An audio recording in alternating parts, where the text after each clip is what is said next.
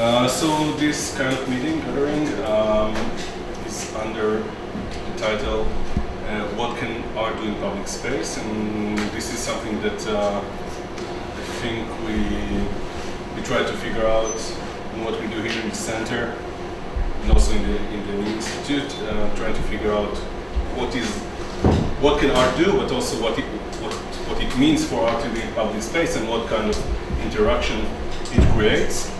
And this is an opportunity with the group that come from the Netherlands, that Ronit Eden brought to us. And we have two speakers today, and each of them will do, I think, something a bit different. But basically, I hope it will be the beginning of kind of conversation about these issues that we want to think about. So, our first speaker is Sandra Smets. She's an art critic and writer from NRC in the Netherlands. And yeah, okay, thank you. Thank you for having me. Ronit asked me to tell you a little bit about my position as a writer, an art journalist in the Netherlands. Also with my interests in art in public space, which coincides with the topics that you are addressing here. And to give you two examples of articles, themes that I've been writing about. I'm a freelance journalist, and NRC is my main client. So I'll focus on that from my personal point of view. First of all, I understand that in Israel you don't have so many art journalists and art critics. Well, in the Netherlands we do. Quite a few. But most of them don't write about art in public space very much. Somehow those fields, writing and art in public space, don't meet. But because people involved with art in public space do indeed dialogue and discussions, they manage it without the press, mostly, through their own texts and symposiums. So that's kind of lucky for me. Because when I find a great topic, and I'm sure that everybody's going to write about it, nobody is. And I'm not completely sure why this divide exists, but it has to do with a few things. First of all, art in public space is local, and serious platforms are national, and they are not interested in local news. Local papers are interested, but they lack the seriousness of analyzing the artwork. And second, many critics prefer autonomous art. They fear that in cooperation, something essential gets lost, that quality diminishes because of outside demands. And often they are right, but it's not that simple, I feel, because if you do prevail and use the surroundings and the people and the city to build something that can never exist indoors, that's a wonderful effort. So in spite of these things, or maybe because of these things, I do prefer to write about public art. I'll give you two examples of stories of mine. The first is an article I wrote a few years back already about monuments and populism in Rotterdam. It was about how the government recedes and stops art commissions, but civilian initiatives fill this void and have monuments erected for certain groups and people they find important.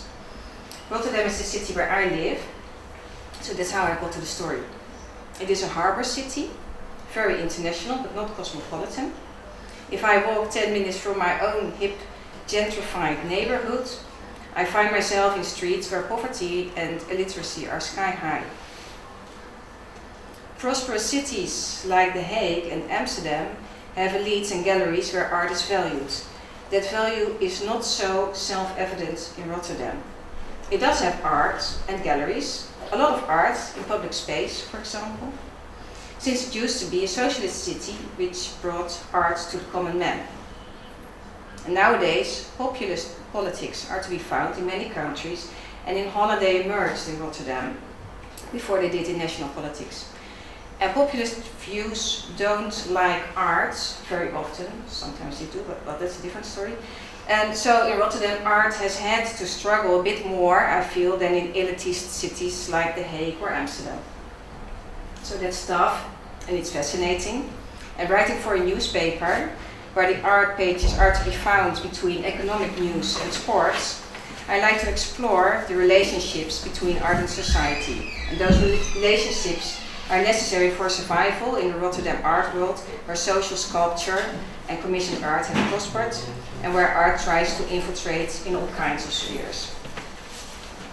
So, one day I was talking to a cultural worker from the poorer south of Rotterdam who wanted exposure, which I couldn't give.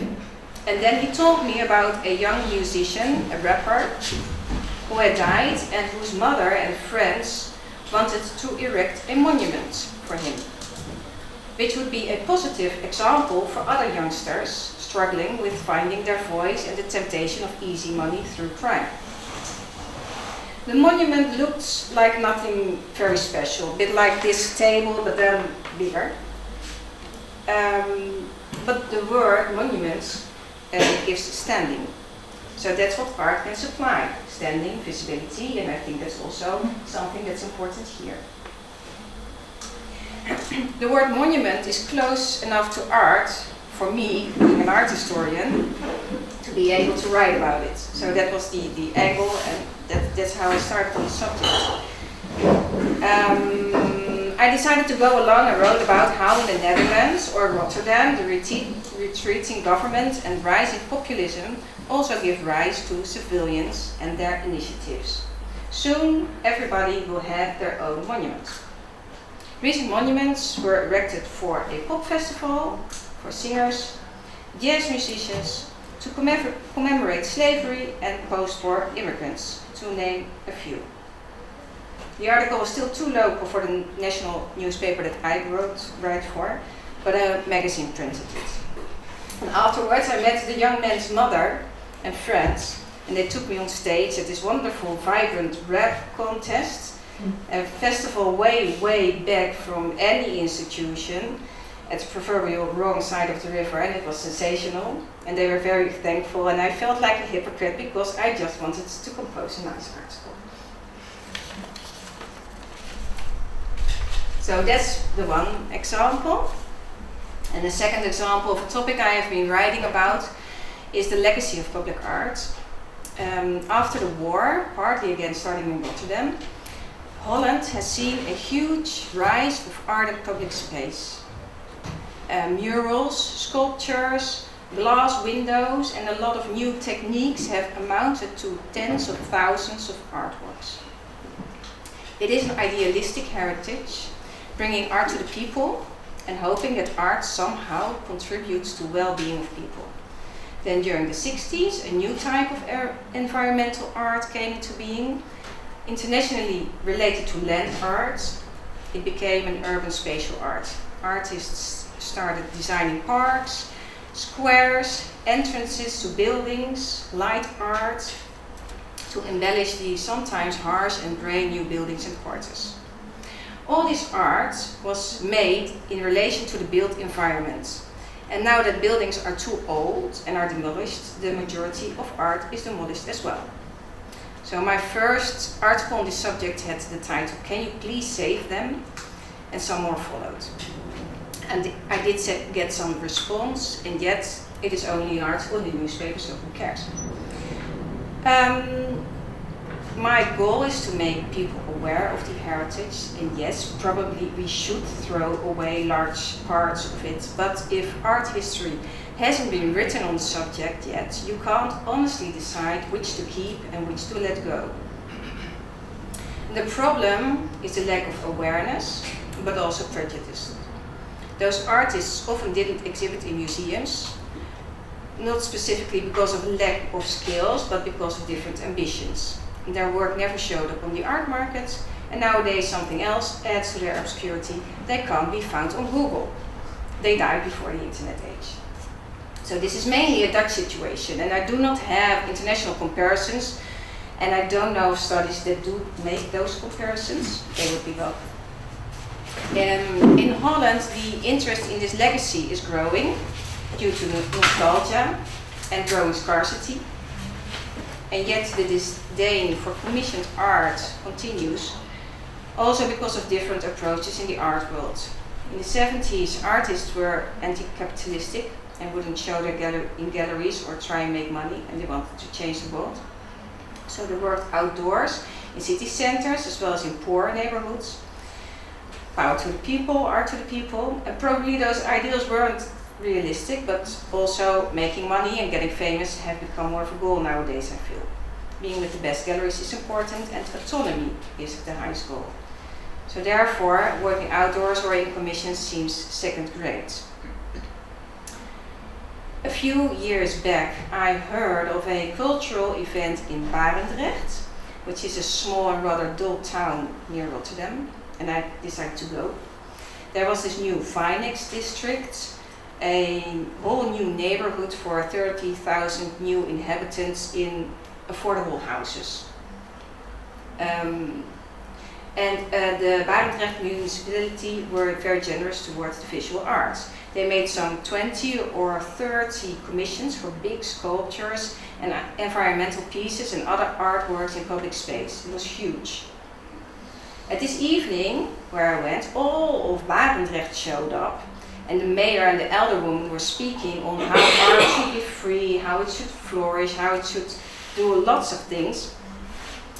They were saying all the things that the avant-gardes have fought for in the past century in Barendrecht. Yet none of the artists were present that evening, and they don't show those commissions on their resumes much because it is a Vinex district. So that is much too suburban for their taste. It's not poor, it's bourgeois, it's suburban. So then you see how, on one hand, that contempt for public art is quite persistent, and yet on the other hand, you see how art is accepted more than ever. Barendrecht, where the mayor is saying all those things that the avant-gardes have fought for. So I feel there is still a lot to say about public art and where ideas and realities are confronted in real life. So that's my situation. Thank you.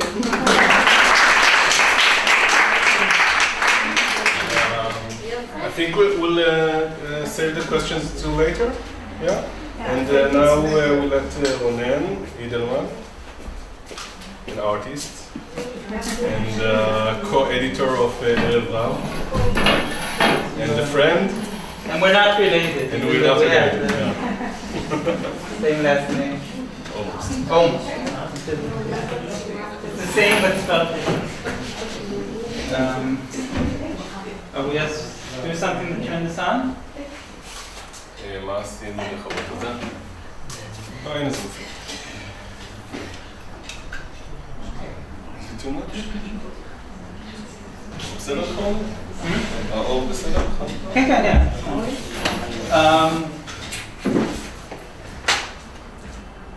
I think I'm kind of deciding on the spot what is relevant. I think I'll show two works that are very different and that I think address some of the similar questions. First of all, two words about myself. I'm co-editor of Erev Rav, which is an online journal of art and culture. I do it with Jonathan Amir, who you met a couple of hours ago. We're based in Jerusalem, and we've been doing it around 7 years. We're not really online, so but we could go in and see.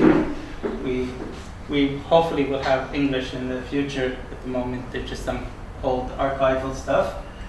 And I'm also now a researcher in a lab in the Technion, which is a technical university in Haifa, which we call Mundi, Urban Interaction Design Lab. And I think it's kind of interesting, you talked about how art is something, the people talk like the mayor and all that, and in the Technion, which is a technical university, it's also the architecture department and of city planning and all that. It's almost art is a word you're not really allowed to use there. It's like something that they don't admit exists. It's very much this attitude of architects, planners, or designers that we as in the faculty, you're supposed to give solutions to problems or in that, and it's almost it's kind of a way of years of working as an artist. I almost have to hide that I once called myself an artist to call myself a designer now, and I think this kind of in a way leads to the project I want to show, which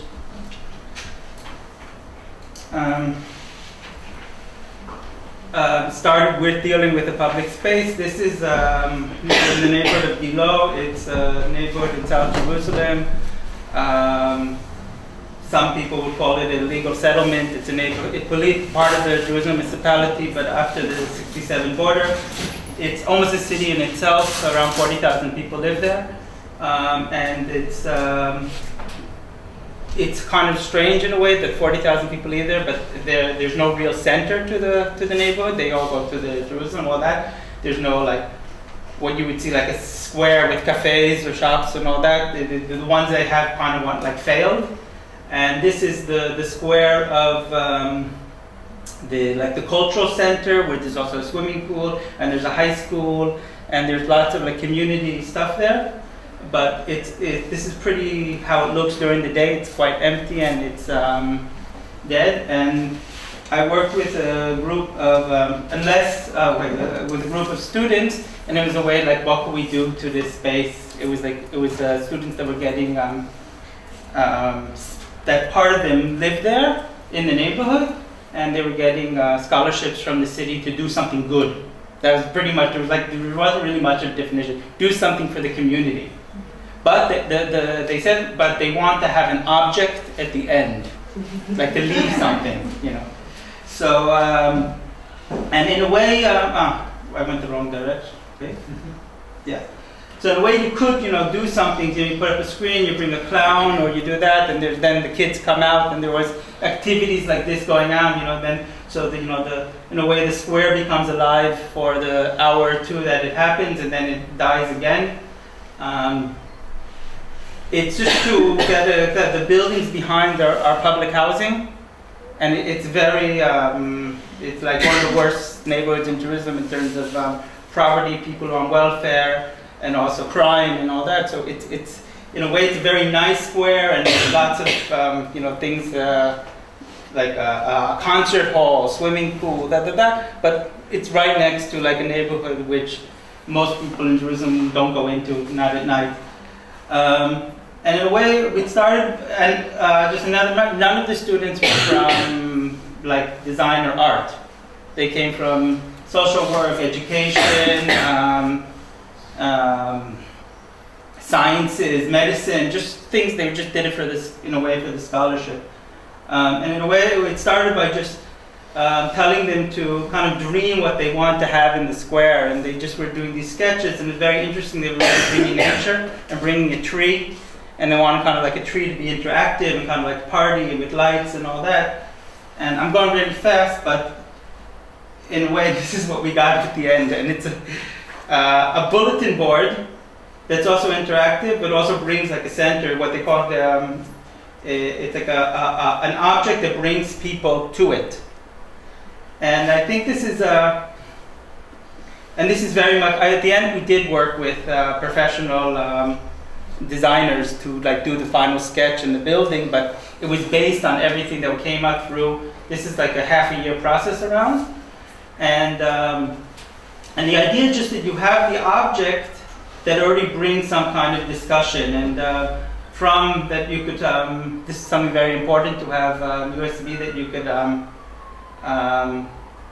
power your phone there, because if you could power the phones, of course, then you'll come and stay. And in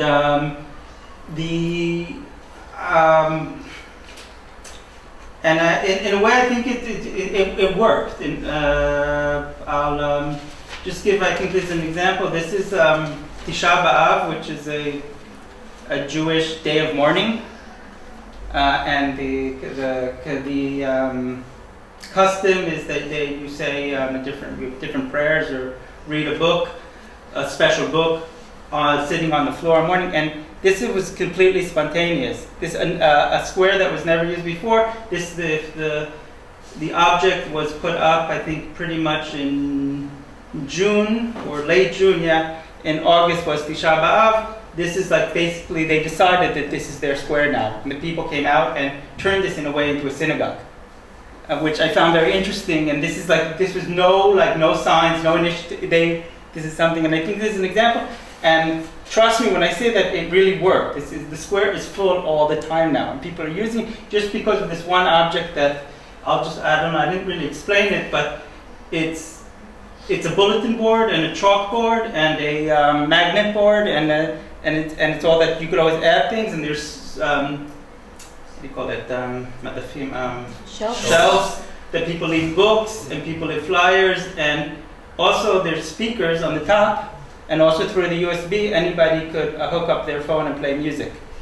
Or anybody could put in a microphone and just talk. So you could do a class there, or you could do that, and it's been used. So the speakers and the lights are also something that's always there. So it's like a built-in, a space, and it turns into a classroom. People start using it to do, lectures. Or in the social housing, they're doing a kind of, the city is trying to do a whole rebuilding and have people kind of move out. So it's a whole long story. We're not going to get into it, but so of course the lawyers who after now are meeting and the social workers are meeting with these families and telling them how to fight for their rights. Now they have a place to do it and all that. So this is one example.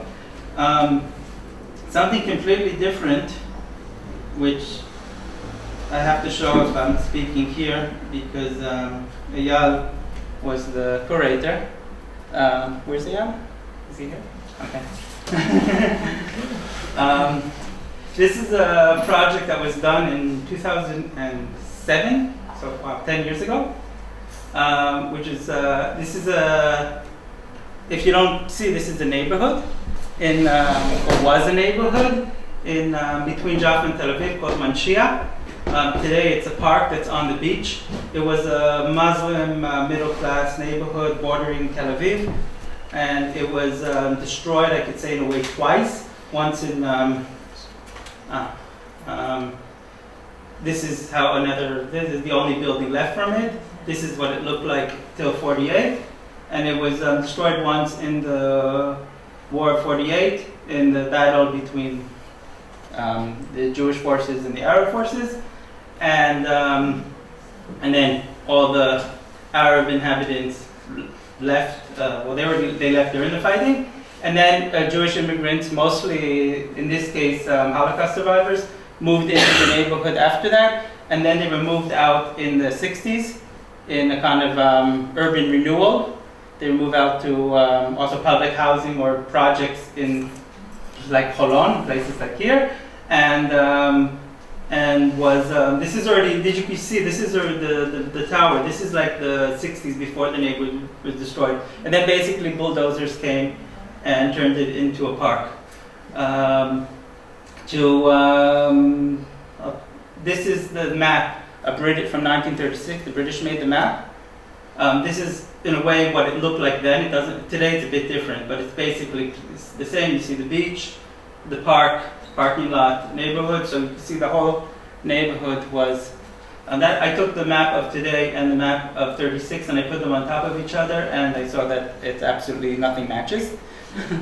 But we decided to anyway, you see, you could also see how basically also the beach moved out because the bulldozers pushed the neighborhood into the sea. So it became also that. So in a way we took the map and we did measurements.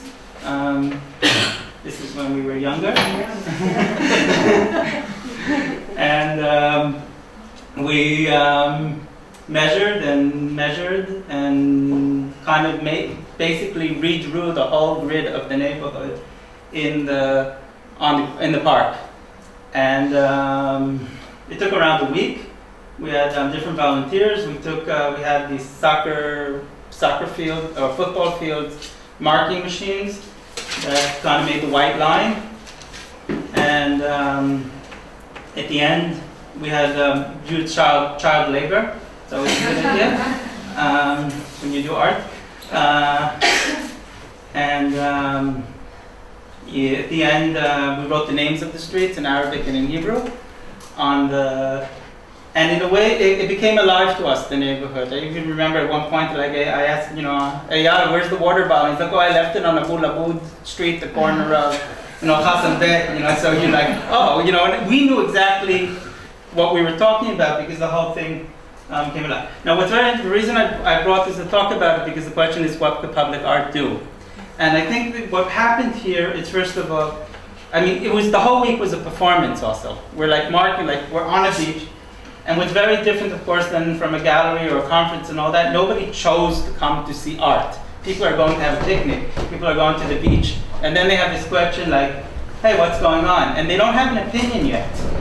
Like, they're really just, because they don't know what's going on. So what's going on? Then you kind of catch people before they have their opinion about what's going on. And the whole time, you can't really work because your whole time you're kind of telling people what you're doing, and then they're like, and some people are like, oh yeah, I remember when there was a neighborhood here, or my aunt lived here, or some people get very upset, like this guy over here on the bottom, who fought here in '48, and he said, why are you doing this? He said a very interesting. He said he told us many interesting stories. I could talk about this for 2 hours, but. He said, of course we destroyed the neighborhood, and of course we kicked out that, but he said we had no choice. And then he said, but when you take a shit, you close the door. You have to, you don't do this publicly. Why are you doing it? And then he said, would you, are you, why are you not doing this in Iraq or something, of the Jewish neighborhoods that were destroyed there? And I'd be like, I would love to do it there, but I don't think it's my responsibility. Hopefully one day when there'll be peace in Iraq, there'll be Iraqi artists who will say, what happened to, this is before this is 2007, you have to remember, but, what happened to the Jewish neighborhoods, why that? And, I hope one day this will happen. Then he goes, what about Europe? What about Germany? What about Poland? Yeah. And I said, they're doing a lot of that there. Psychotic, but in a way it was a very interesting discussion. And then this, then people start arguing between themselves also. This woman was saying, it wasn't always bad. We also had good time with our Arab, they lived in the neighborhood. We also had good times with our Arab neighbors.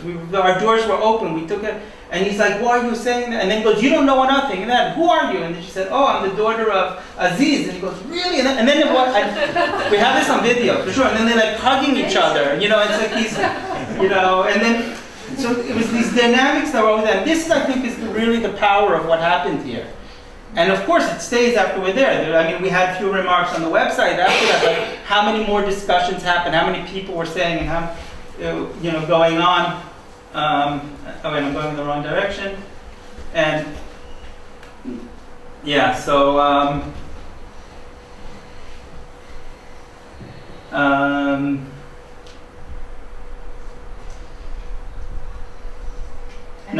then it's just vanished. Yeah, well. An interesting anecdote is that we got permission from the city to do it, and which was very surprising. Not only did we got that, they gave us a bit of money, not a lot, but a bit of money to do it. And it was very surprising, why, because this is like today, you talk about it was basically a Nakba project, if you know what that is. Do I have to explain, or? A Nakba project. Not today. Not today.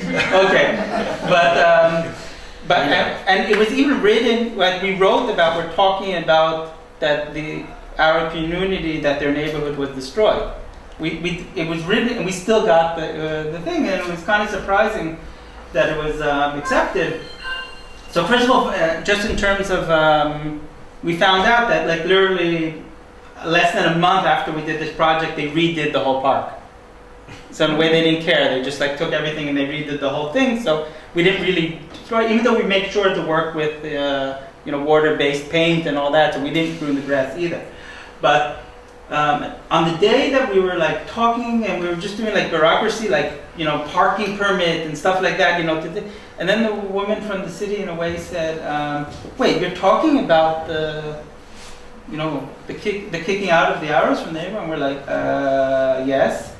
And she's like, I don't think maybe you shouldn't talk about that. You know, and we're like, you know, like they kind of realized like that day that's what's happening, and then I tried to like fix it. And I said, no, but we're also talking about the demolition in the 1960s they wanted to do a financial district there, and it was stopped, and the whole idea of urban renewal. And then she looked at me and she goes, you know what, it's election year.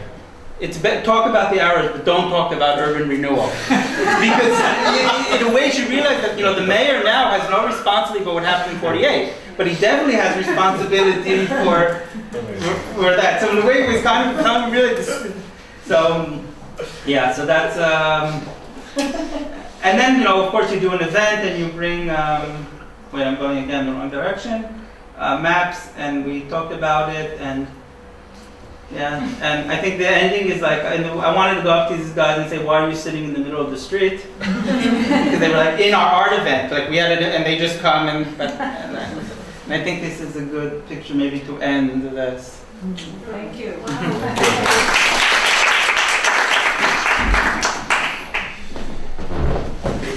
Okay, so we have some time for questions. Which I'll start maybe.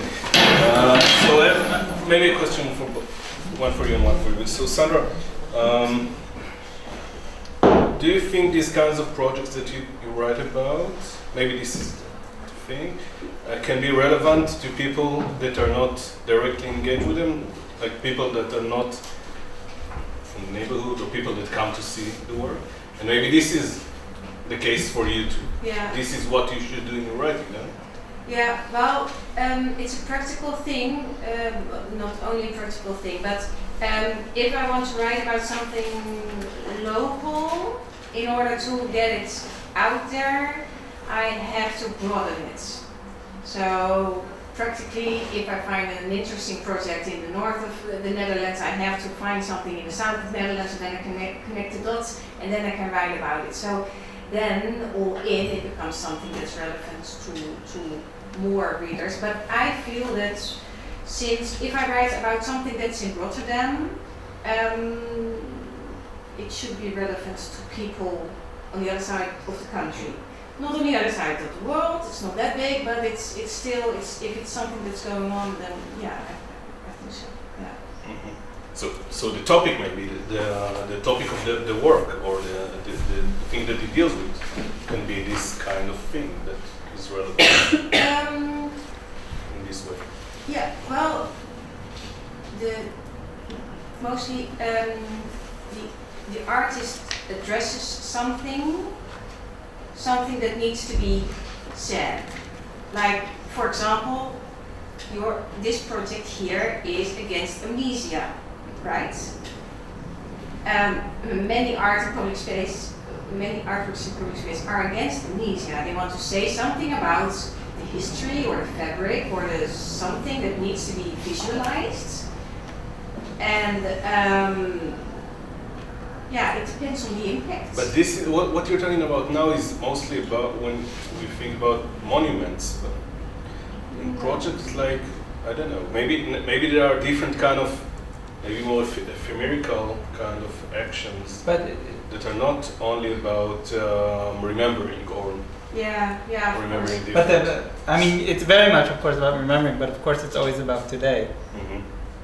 Because it's a continuing process. That's also why the woman from the city, in a way, said, you know, don't talk about the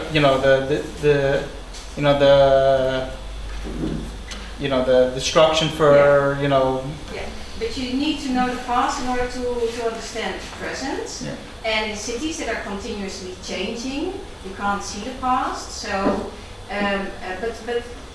that's one thing, and the artist can also decide to visualize something from subculture, which is important to certain groups, youngsters, and then make it visual in public space so other people, so they feel presented out there. That's also a means.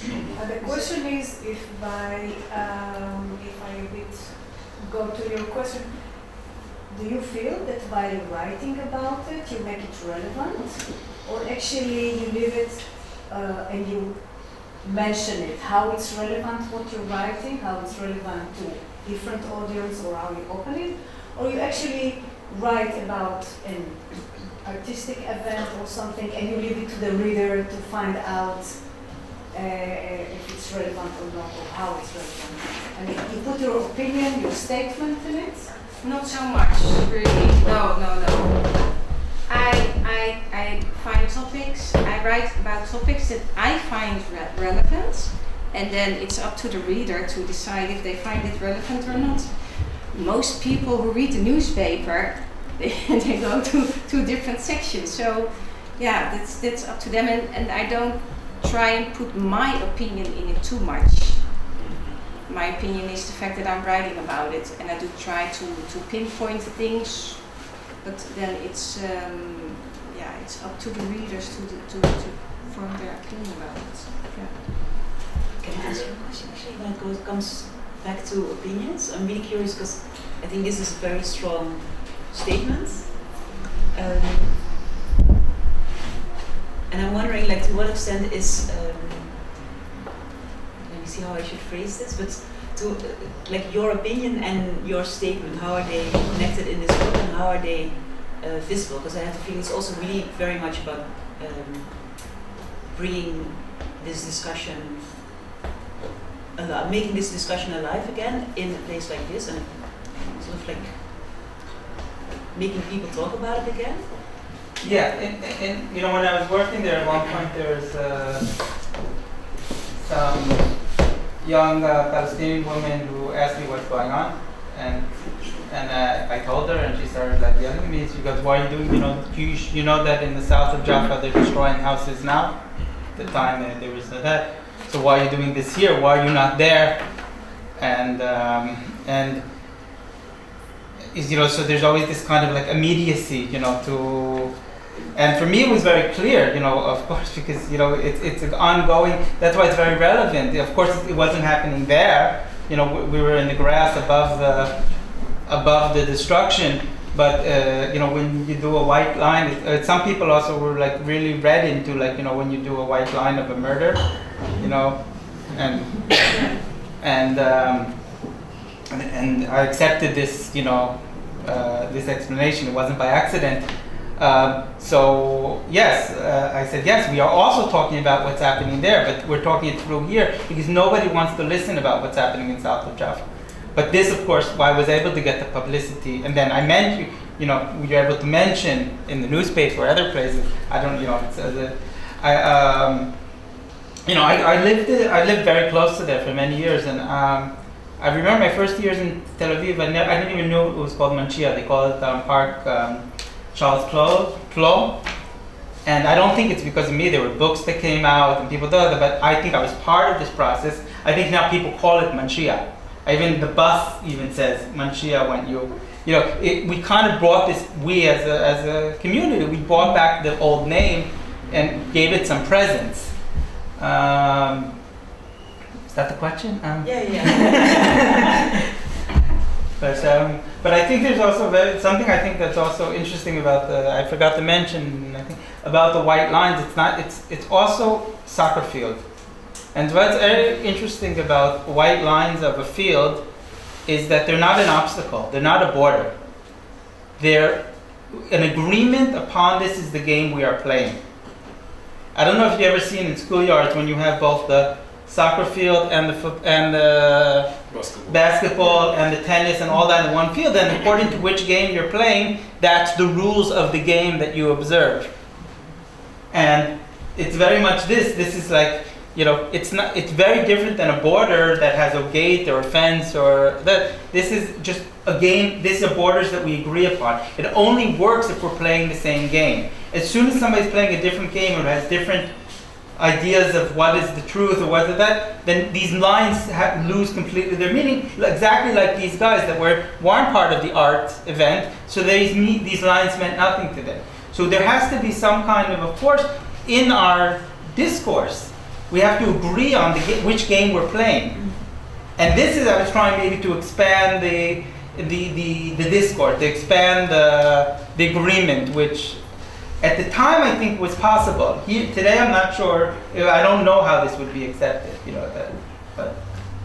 So Ronen, in the first project that you showed us, in a way it feels like you try to bring back the public square, okay? It's not that. Yeah, that was and then. Not to bring back, it was never there.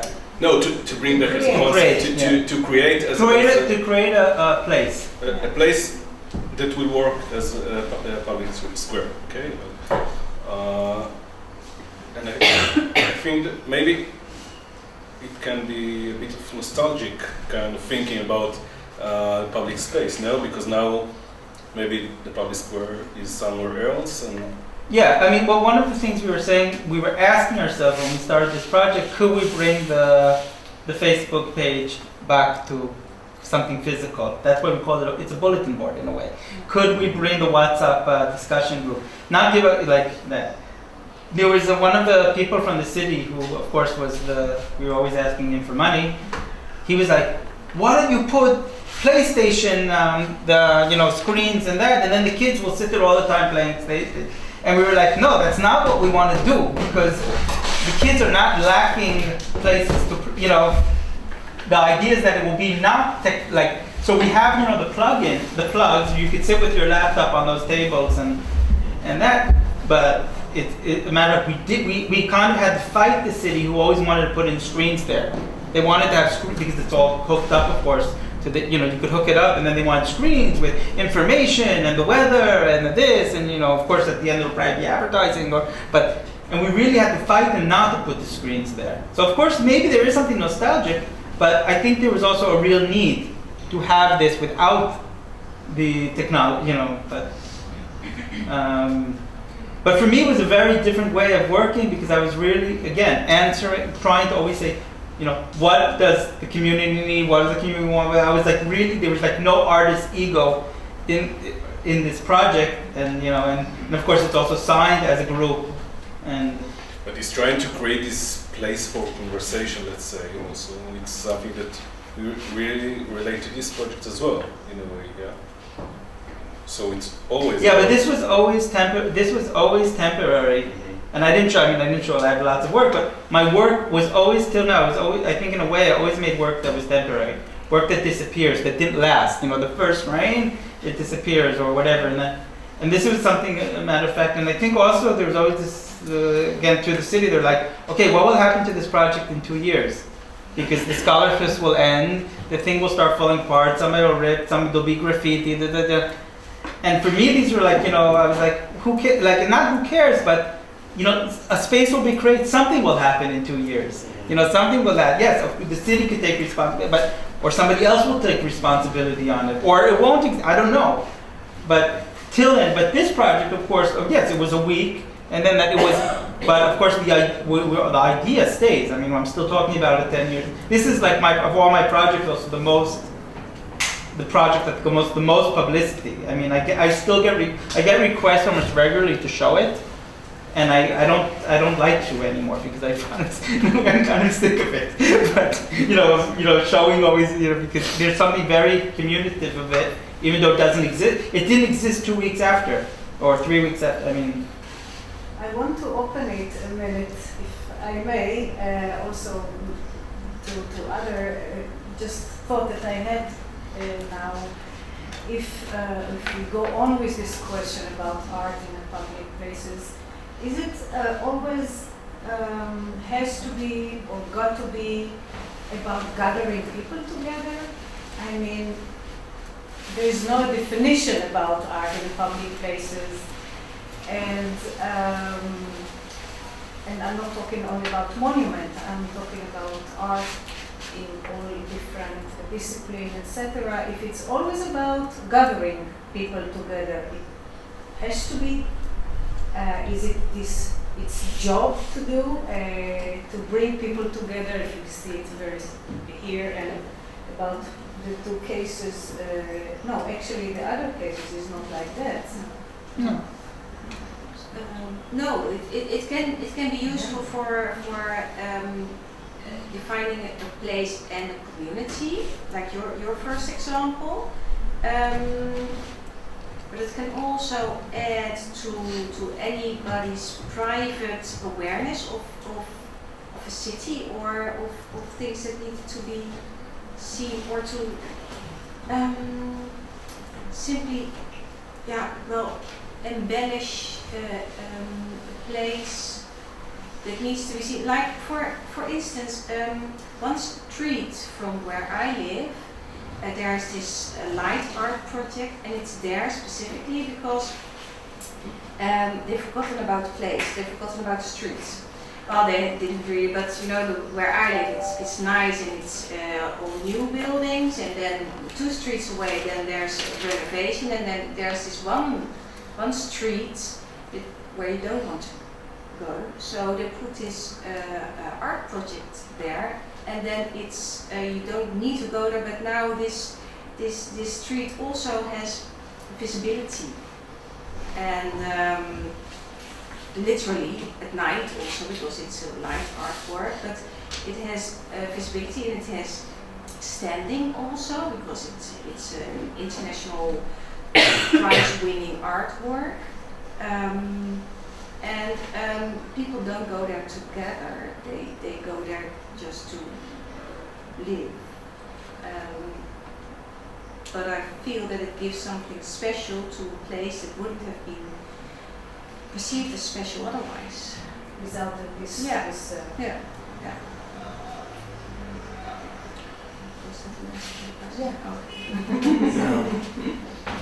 Maybe I could make a comment and offer some kind of distinction regarding the last question.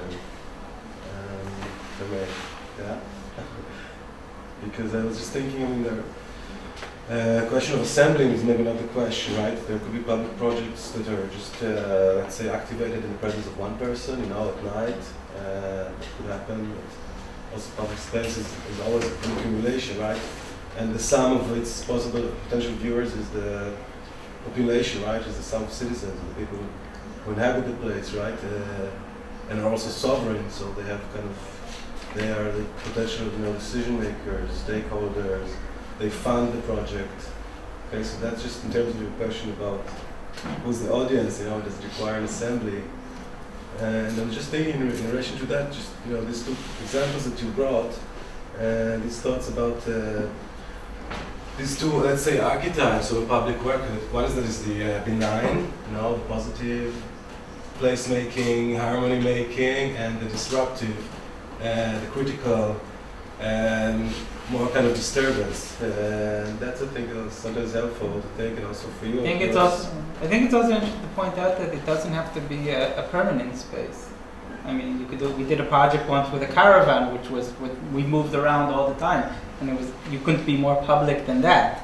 Or, you know, I think there's many examples of, you know, things that move, and which I think, and then, you know, the space moves with them, and then it creates or a disturbance or or an event, or you know, so. Thank you. Can I add to Onno's distinction? I agree with you that each project has an audience or has a certain topic, but I think with the destructive kind. Disturbance. Sorry. But I think there's also this idea of art gentrification, as we see in South Tel Aviv today, that there's lots of festivals that create a sort of disturbance or a reminiscence of the past, but it's so targeted to a white, wealthy audience and not to the local public. And I think that is a question that perhaps answers your question about audience or creating a community, because you always address a certain public, but I think especially in public spaces where a certain ego is involved, or you create something big that is not only for your family and for your small audience of art lovers. It's something that's supposed to communicate with other people that don't necessarily want to hear your thoughts or your feeling or your views. And I think it's mainly in Israel, because the public space here is so hostile. You really feel when it works and when it doesn't. That's why I think the placemaking project, they're so difficult. Even with a small success is really huge because here people hate the public space. People hate one another. Don't they? The country of small active groups that hate one another. So once you create something in public space that people actually think, well, this is nice, I can see it here, it's a great success. I think this is, so it's not that benign, kind of naive projects and those cool I think what you're saying is that the fabric of the public space is very, very gentle. And yes. Everything you do with the fabric is, it makes a disturbance if you want or not. And, we're talking about memory, and how that, what archaeology, what does it do? It digs up the whole present to show us the past. I grew up in Jerusalem, there's always this archaeological parks. And this is the most that's the most fun. I'm saying as a kid, oh great, we're going to a park, and then it's all like stone, dig that. It's kind of And I mean, for me, it was very important. Here, there's a park. Who uses parks? People who don't have gardens, poor people, immigrants, students. This is who uses. You're not going to. So I didn't want to destroy the park in order to show the past, to show that. So I think the idea is how you make an intervention.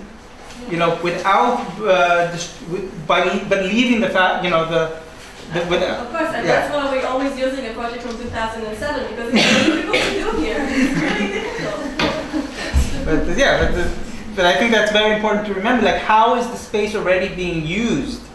I mean, the biggest example always that whenever you teach about is tilted arc of Serra, Richard Serra. Mm-hmm. So of course, I build this big thing and I block everybody's that, and it went to, everybody know what I'm talking about? Yeah. So of course. So there, the artist says, I want to disturb, and it's your problem. We can't do this in the kind of situations we're living in, or I don't know. We could, but why? So. Any other comment or questions? Somehow. Ended up in a situation in which it becomes a comparison between art and public space in the Netherlands and art and public space in Israel, and it feels like I don't know where to begin to compare those two. The context is so extremely different. Yeah, I guess the statement. The statement that you just say that people hate. It's okay. I don't agree with that statement that people hate the public space. I don't think they hate, but I think it's very hostile here, and we have loads of projects that failed miserably here to prove it. Can you give an example of a failed project? Yes. A few years ago, we had a project by American artist named Prins. Maybe some of you heard of him. He's quite well known. He did a project called Animal Estate. He started it in the United States, where he converted the front yard, this American symbol of the lawn, into an edible garden. And he started in the US, but he did it all over the world, in places that are very established and some really poor areas, and we decided to bring it here. To this neighborhood. Maybe say something about who you are. Who you are, yes. I'm a curator here at Sandra, and I'm Judith, and another artist named Josien on a project here, which we created a sort of public space in a way. We talked about it before, the gym, right? Here we go. So anyway, we brought this artist we researched for a space where we can have this garden, and we found a neighbor who has a really beautiful window with lots of flowers, lots of plants, just here. And we decided to work in her front yard. In Israel, public housing, this space is very hostile, but anyway, we decided to make it there. It's very problematic. And we brought him here. We had volunteers, and in the two hottest days of the year, we created this garden. And we followed the first year, we documented and stuff that had left vegetables, beautifully, and then a new neighbor moved into the building and blocked the yard. There's no police here, so that was the end of that project. And the whole idea of the garden is for it to be visible, so it kind of destroyed the project. And we had like a monument for our failure every time we went to work. We could see the project being destroyed. And I think, in hindsight, we should have known how difficult this space is and how problematic to have something that maybe, with what Owen suggested, seems a bit naive to have this sort of edible garden in a place that is so, I think, it is so problematic in a way. And I think in other projects that we had here that were outside, and I think people, not only here, I think in all of Israel, again, the shared spaces, the public spaces, it's not something that people fight over. It's not something people agree to meet there and have like, unless you go to really established places that the community built the place. Well, but this is very complicated about Israeli architecture and the Israeli identity, but it's different. No, I don't know if that's true, actually, because I think in my neighborhood in Amsterdam, a lot of these garden projects are quite, because this was for a year.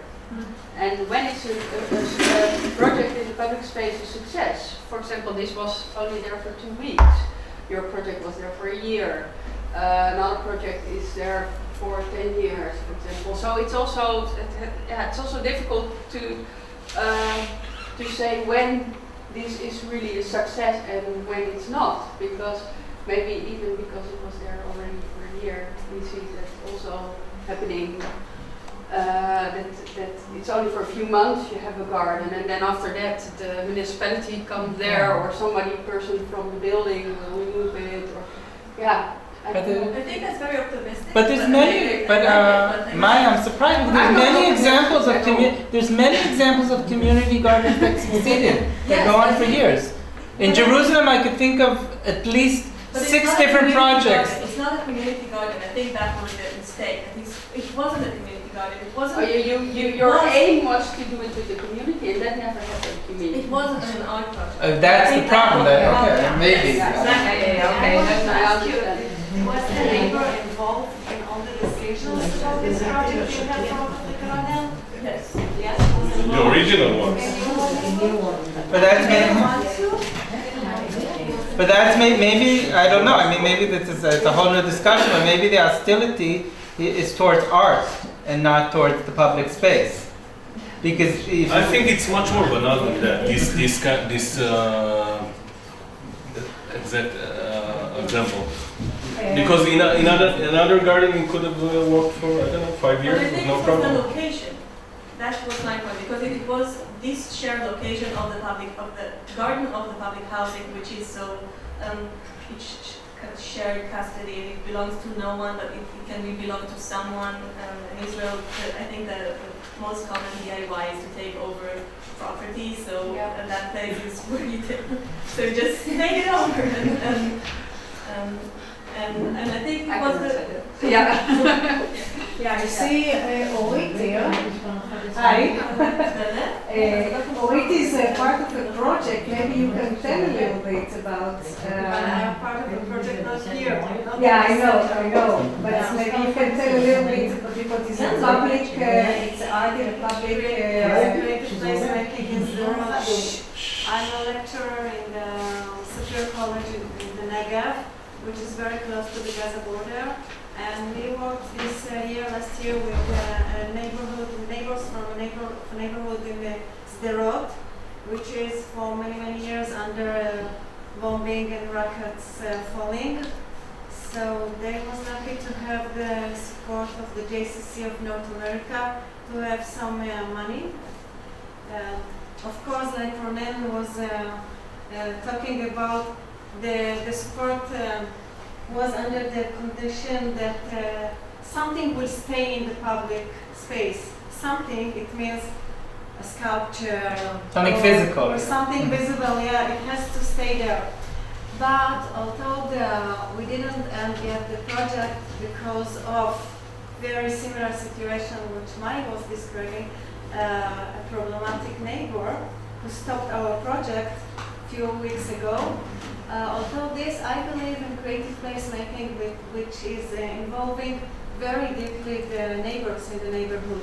It has to grow, in my opinion, creative placemaking has to grow from a 0 point when you're just trying to understand what the people who lives in a space, in a neighborhood or a space, what their needs are, what would they like to have there, on the place where they live, why, and if we can reach this target together. And it has to be together, not like to bring artists to make something, to create, to live, and to leave something in the space, in the public space, then say hello, goodbye, see you on our next project. It has to be something that grows together. We have to bring, when I say we, I mean me, like a lecturer and my students, my art students. We have to bring our knowledge to help them on 2 levels. One is on the artistical techniques, how to build sculptures, how to make graffiti, how to build a bench or something like this. And second level is, in my opinion, is how to bridge the gap between the neighbors and the authorities of the city. I mean, they cannot go to the city hall and sit with the mayor and tell him, hello, I would like to have a graffiti in the industrial area on the walls. But me, like a lecturer and like managing a project in the city, I can be the bridge for them.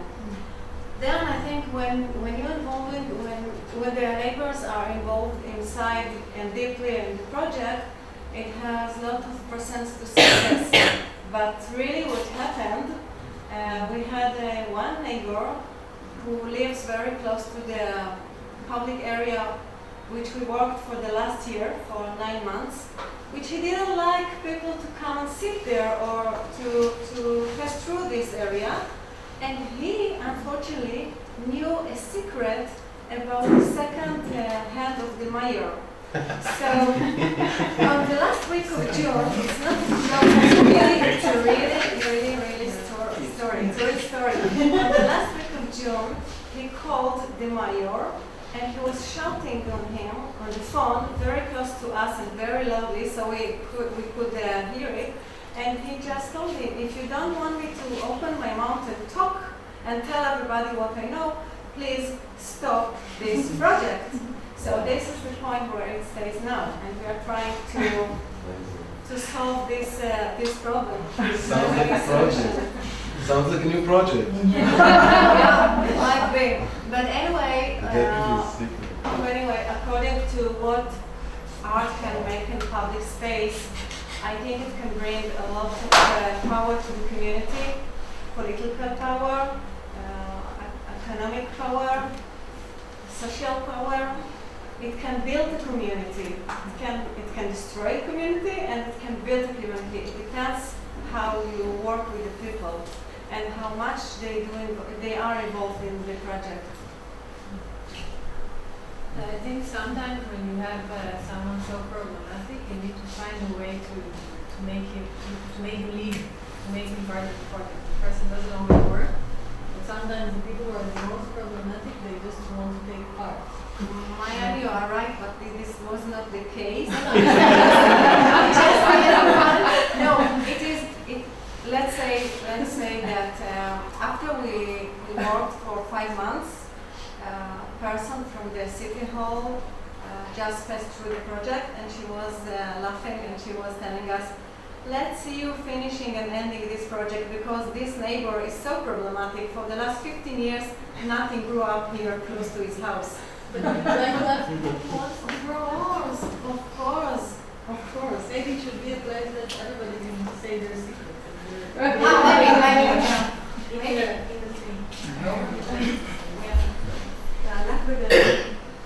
It is.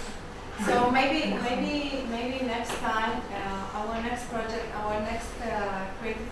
working project will be in the city, in the south city of Akim.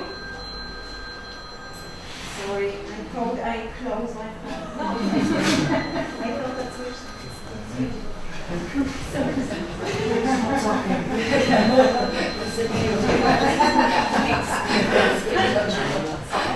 Maybe this was the name. No, our next project is going to be in Akim, which is also a city in the south, close to the Gaza border. And this time we are going to just to make a contract with the city hall before we will start. We are now working on the contract with the lawyer, and they will be they will have to be Trustees. Loyal, and one will prosecute the project. Maybe that's Maybe good one things plus to three do. more, if you want, and then Ronnie. I was just wondering about the new project in the Netherlands, like the new neighborhood that has more than 20 or 30 pieces of art in it, right? Yeah. It seems to me like many of the public art projects that were presented here had something to do with actually kind of conflicting with the community. Yeah. While the artists there, will they have any statement at all? And if so, which kind of like we will consider it as a public art, but the art will be created before the people will actually come to live there, and it will be just part of the environment without them giving attention to it. The art will not create necessarily. It will just be it will be just part of their visual, but nothing more. Maybe I don't know. Yeah, you mean the example that I gave about that new town? That's what you mean? The financial district. Yeah.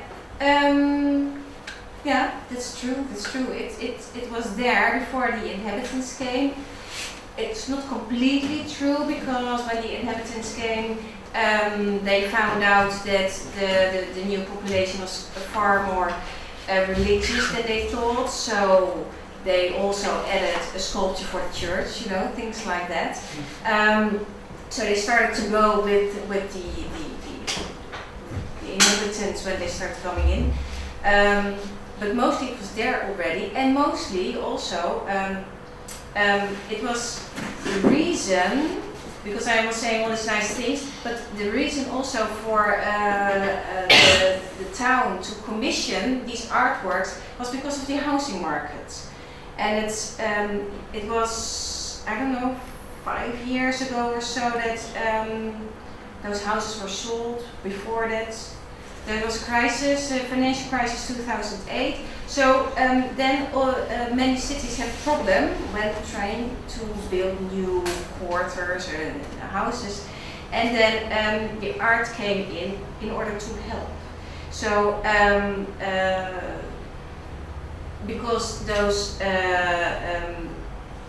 cities don't want to look all the same, they have differences in architecture, and they add art to have this spirits, this difference in spirits for a soul for a place that doesn't have a soul yet. So that was also the idea. So there was an economic thing also. Isn't there a legal thing also that a certain percent of every building project has to be? They stopped that. Well, that's a complicated story. There are some of those arrangements are still taking place, but the government doesn't build so much. You have different governments, and no, so okay, no, so this was more of it was a bit different. Jan? Yeah, I just want to say something to continue what we discussed before. That this project, and we will not explain it specifically, but it was a part of a series of projects. And it was done, all these projects were done in public space in Jaffa, and they were in the context of a huge wave of house demolition that was taking place in Jaffa in 2007, 2008, as part of a very extreme process of gentrification in the Arab neighborhoods of Jaffa. So when we're talking about, the aim of project and the question of success or failure, these projects were done in this specific context of trying to react to this policy of the city. And we were a group Palestinian and Jewish artists working together and being beyond this series of events or intervention in public space. And although the projects specifically were very good, let's say, in the context of what we were trying to do, of course it was a failure. Okay, it was a complete failure. And looking back, and we are in a very similar situation now in this neighborhood, in the sense that there is now a talk, and I talked with you about it before, there is now a big plan of urban renewal in this neighborhood,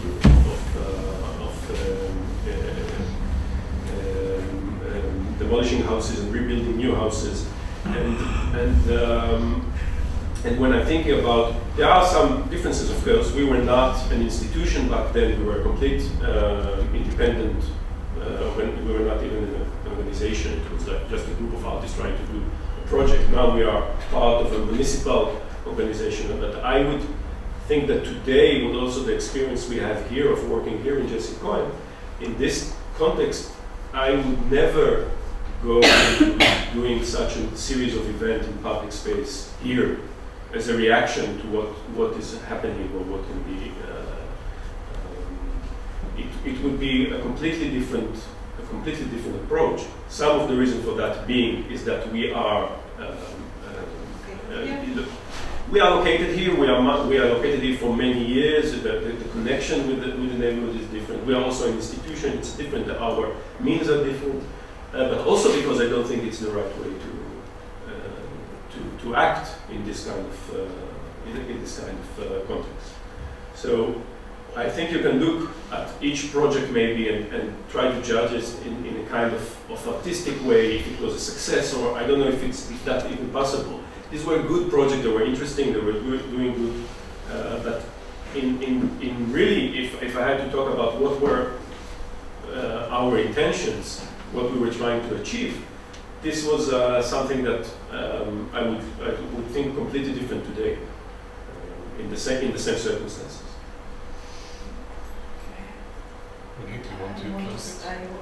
I actually suggest to close the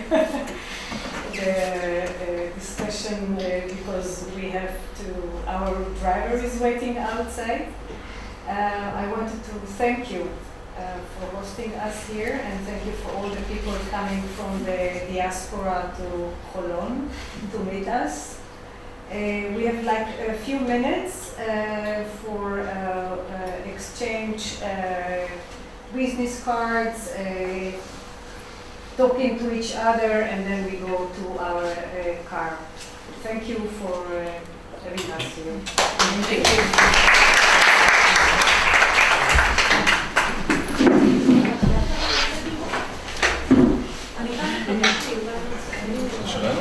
שלי? שלך? אתה בטוח שלא?